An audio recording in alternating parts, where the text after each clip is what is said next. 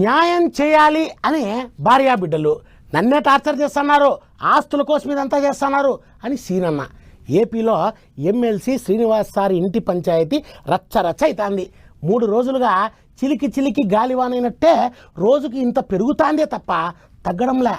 వాళ్ళ ఇంటి పంచాయతీ ఏడ వరకు వచ్చిందో ఒకసారి తెలుసుకొని వద్దాం పదండి. మూడొద్దుల సంద అయ్యేటి టెక్కలి పంకపాటి దువ్వాడ శ్రీనివాస్ సార్ల ఇంటి పంచాయతీ గింత అంటే గింత కూడా దిగుతలేదు, ముడిపడతలేదు.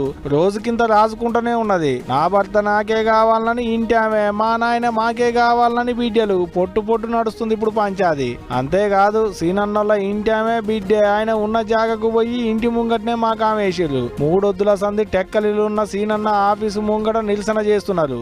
ఆన్నే తింటున్నారు, ఆన్నే ఉంటున్నారు. ఇక ఇదిట్టుంటే మండుతున్న కొరకాసు మీద ఉప్పు రవ్వలు పడ్డట్టు ఇప్పుడు సీనన్నతో ఉంటుందంటున్న మాధురి కారేసుకొని పోయి వెనకంగా ఇంకో కారును గుద్దిందాట. ఇది మేమంటున్న ముచ్చట కాదు, ఆమె చెప్పిన ముచ్చటే. ఇనురే చెప్తున్నాను కదండి, మెంటల్ గా నాకు చాలా డిప్రెషన్ గురై సూసైడ్ చేసుకున్నాను. ఇది క్రైమ్ అయితే క్రైమ్ అని తీసుకోండి. ఈ క్రైమ్ ఇది క్రైమ్ అనుకున్నా, సూసైడ్ చేసుకున్న నేరం అనుకున్నా, దీనికి అన్నిటికీ కారణం దువ్వడవాలి. అగనట జీవి తీసుకునే తందుకే రోడ్డు మీదకి కారు వేసుకొని వచ్చినా అన్నట్టే చెప్పుకొచ్చింది. కావాలనే కారును తీసుకుపోయి ఇంకో కారు గుద్దిందాట. మరి గట్టెందుకు చేసినావమ్మా అని అడిగితే తీసుకోవాలి.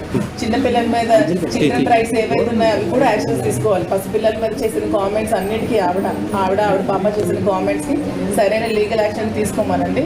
అది ఇన్నరా, నన్ను నా పిల్లల్ని 10 మందిలకు గుంజిలు అన్నట్టే మాట్లాడుకొచ్చింది మాధురి. శ్రీనివాస్ వల్ల ఇంటి ఆమె వాని అలా బిడ్డే హైందవి చేయబట్టే నేను జీవి తీసుకోవాలని అనుకున్నా అన్నట్టే చెప్పుకొచ్చింది. ఇక ఇదిట్టుంటే ఇటు సీనన్న మీద పోలీసు వాళ్ళు కేసులు కూడా రాసిర్రు. గిట్లా 4 గోడల నడుము ఉండాల్సిన పంచాది నలుగుట్ల పడేటాళ్లకు నరాలు లేని నాలుగే నానా తీర్లుగా మాట్లాడుకున్నట్టు తలో తీరుగా మాట్లాడుకుంటూ ఇప్పుడు గిల్ల గురించి. మరి చూడాలి గిల్ల పంచాది ఎన్నటికి నిమ్మలం అవుతుంది ఏంది అనేటిదిగా.